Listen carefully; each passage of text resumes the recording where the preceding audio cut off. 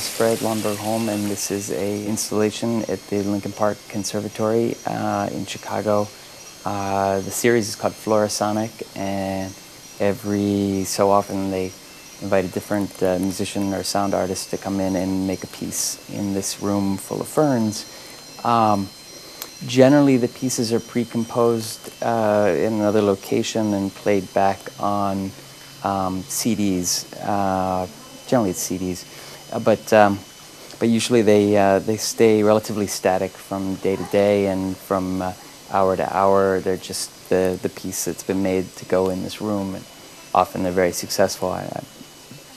I enjoyed a lot of them over the years, but when I had an opportunity to do one, I wanted to do something that was more variable and actually site-specific and involved the situation here in the room, which is that you have a glass box full of plants, and the plants are using light to create energy to grow and live.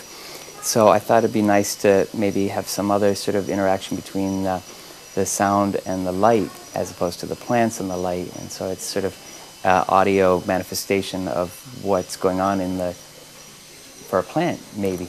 I don't want to say it's plant music, but it's plant referenced, photosynthesis.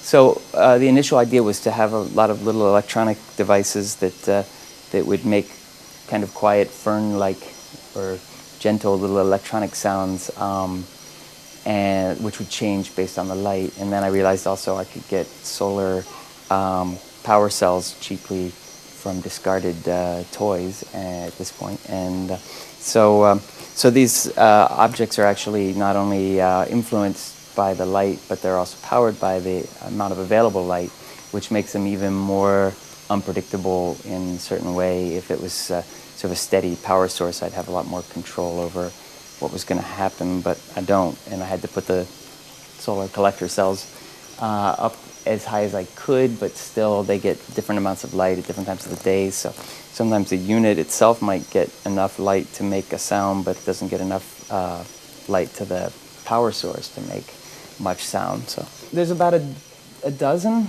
10 to 12 of these objects scattered around the room.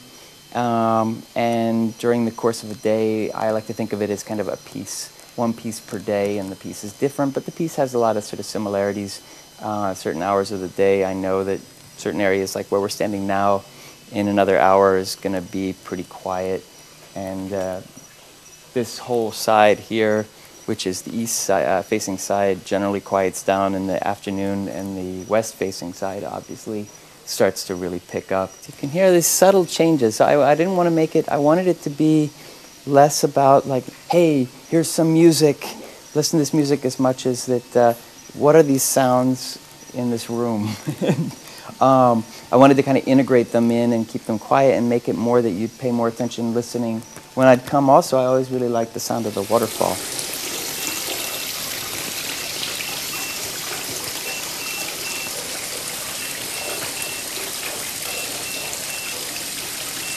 And the general sort of experience of the acoustics of the space and the feeling of kind of calmness and warmth and humidity. And so I wanted the sounds to be just sort of mixed in with that experience rather than superimposed on or sort of you know, triumphantly riding above. And so they're just little sounds, or little things making sounds.